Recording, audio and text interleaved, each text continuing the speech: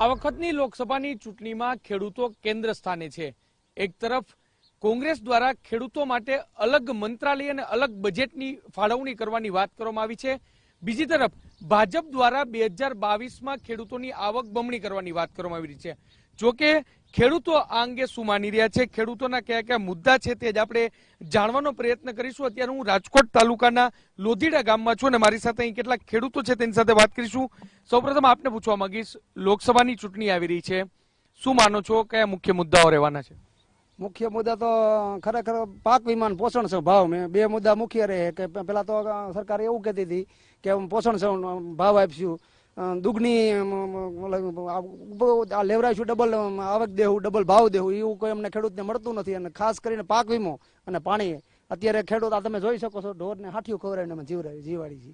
ખરેખર પાક વીમો પાણી હોય ને એથી ન હોય પોષણ ભાવ મળે, તમારે પાક વીમો નથી જોતો। અમને પોષણ ભાવ મળતા હોય 1200 રૂપિયાના 1400 રૂપિયા ડીએપી નો ભાવ છે, તો એ 1000 રૂપિયા કપાસનો ભાવ, અને 700 રૂપિયા હતા તો 1000 રૂપિયા કપાસનો ભાવ, તો એ ક્યાં ઘરનો ન્યાય છે? આપ શું કહેશો, કયા કયા મુદ્દાઓ છે ખેડૂતોના? ખેડૂતોના મુદ્દા એ જ છે કે ભાઈ નાનો ખેડૂત હોય, સૂકી ખેતી હોય, વરસાદ એક આવે અને એ ક્યાંક વરસાદ પૂરો થઈ જાય, એક વરસાદે કઈ પાક આવી ન જાય। વરસાદ તો નિયમિત આવે તો પાક આવે। ખેડૂતના પ્રીમેટ લે છે એ પાક વીમાના લે, વરસાદના નથી લેતા। તો વરસાદ પુષ્કળ હોય તો એક કાયરેલ થઈ ગયો કે પાક નથી આવી જતો, તો એ લોકો એમ માને કે હાલો આટલા ઇંચ વરસાદ પડી ગયો, હવે પાક આવી ગયો। એ મુદ્દો ખરેખર ખોટો, પાક આવે તો જ પાક વીમો કહેવાય। પાક વીમો, દાદા તમે શું કહેશો? ખેડૂતોની આવક બમણી કરવાની વાત કરવામાં આવી રહી છે, શું કહેશો? ખેડૂતને તો ભાઈ જો તો કાંઈક દો તો બધું હરખું કહેવાય ને, કે જો કઈ એને દેતા જ નથી, નક્કી જ છે ને। અને જો પાણી હોય તોય સારું, તોય નભી જાય, અને કાં રીમો દેવો જોઈએ, કાં ભાવ દેવો જોઈએ। અટાણે ભાવ છે તો અટાણે ખેડૂત પાછી વેસાઈ ગયો એટલે શું કામનું, અમારે તો બધું પૂરું। ટૂંકમાં જે ભાવ મળવા જોઈએ તે પૂરતા પ્રમાણમાં ભાવ મળી રહ્યા નથી। બીજા કેટલાક ખેડૂતો આપણી સાથે છે। દાદા તમે શું કહેશો, કયા કયા મુદ્દા ખેડૂતોના આ વખતની લોકસભાની ચૂંટણીમાં રહેશે, શું કહેશો આપ, કયા મુદ્દાઓ રહેશે? ખેડૂતને તો અટાણે પાણીનો પ્રોબ્લેમ, પાક વીમો આપતા નથી, અને આ વરસ તો આ માલ ઢોર બધા હાંચી માથે દીવે છે, તો એનો કયો ન્યાય છે કે આ ખેડૂતને હાવ મારી નાખવાનો છે? તો એને પાક વીમો સરકારને આપવો જોઈએ, પ્રીમિયમ કાપી લેવા છે અને પૂરો વીમો આપતા નથી। પ્રીમિયમ લઈ લેવામાં આવે છે પરંતુ પાક વીમો આપવામાં આવતો નથી, તે સૌથી મહત્વનો મુદ્દો છે। રાજકોટ જિલ્લાના અનેક એવા તાલુકા છે કે જ્યાં પાક વીમાનો પ્રશ્ન છે। દાદા તમે શું કહેશો, ગામમાં કયા પ્રકારની પરિસ્થિતિ, પાણીની શું સ્થિતિ છે ગામમાં? પાણી ઠામુકું આવતું જ નથી, બધી સુવિધા છે પણ પાણી નથી આવતું। બરાબર, તેને લઈને શું તકલીફ પડી રહી છે? ક્યાં શું તકલીફ, મુશ્કેલી શું પડી રહી છે? પાણી પણ આવતું જ નથી, વાડીમાં પાણી નથી, અને કેવું નર્મદાનું પાણી નથી આવતું। તમે શું કહેશો દાદા, શું કહેશો આપ? ખેડૂત તરીકે શું માનો છો?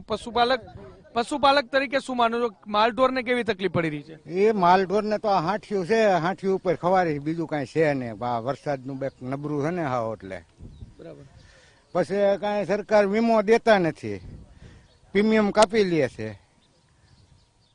સ્પષ્ટપણે ખેડૂતો કહી રહ્યા છે પાક વીમાનો સૌથી મહત્વનો મુદ્દો છે। એના સરપંચ છે આપણે તેની સાથે, તમે શું કહેશો? હવે સરકાર પાસે શું માંગ છે, સરકારે કેવી માંગ છે તે પૂરી કરવી જોઈએ, આપની શું કહેશો?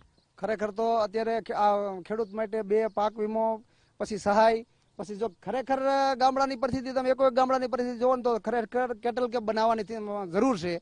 અત્યારે તમે બધા, અમે નહીં, હું નહીં, તમે આ ટીવીના માધ્યમથી બતાવો કે ભાઈ ખરેખર સરકારને ખબર પડી જોઈએ કે હાંઠિયુંના જે નાખી દેવાની જેગવાની આઈટમ છે એ અમે ખવડાવી રહ્યા છીએ। તો ખરેખર કેટલ કેપ બનાવવામાં આવે।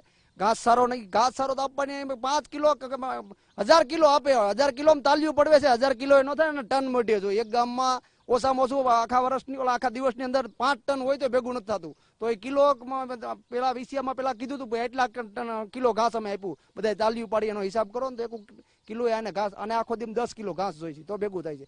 ખરેખર પાક વીમો અને આ બે આનો પ્રશ્ન મુખ્ય મુદ્દા બે છે।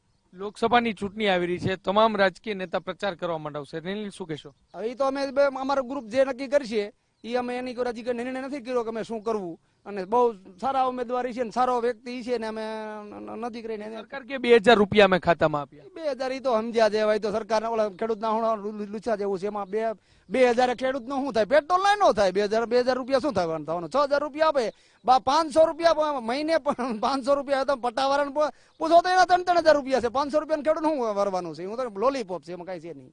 સ્પષ્ટપણે આ તમામ જે લોધીડા ગામના જે ખેડૂતો છે તે કહી રહ્યા છે કે પાક વીમાનો મુદ્દો છે તે સૌથી મહત્વનો મુદ્દો છે ને તેનાથી પણ મોટી વાત છે. જો ખેડૂતોને પોષણક્ષમ ભાવ મળતા થઈ જાય તો ખેડૂતો છે તે પોતાનું ગુજરાન સારી રીતે ચલાવી શકે. જે કોઈ પણ સરકાર આવે તે પછી જે અલગ જે ખાતાની વાત છે, અલગ બજેટની વાત છે કે 2022માં આવક બમણી કરવાની વાત છે, આ વાયદાઓ તેમને નથી જોતા, પરંતુ તેમને પોષણક્ષમ ભાવ જોઈએ છે. જ્યારે તેની પાસે જે ઉત્પાદન છે તે પડ્યું હોય છે ત્યારે તેમને પોષણક્ષમ ભાવ જોઈએ છે, અને ત્યારબાદ તેઓને કોઈ પણ બીજી સુવિધા છે તે ન આપે તો પણ ચાલશે, પણ પોષણક્ષમ ભાવ છે તે મળવા જોઈએ તેવું તેમનું સ્પષ્ટ માનવું છે. જોવાનું રહેશે કે લોકસભાની ચૂંટણીમાં આ મુદ્દા કેટલા અસરકારક રહે છે. કેમેરા પર્સન હિમાંશુ મુકોણા સાથે મોહિત ભટ્ટ, TV9.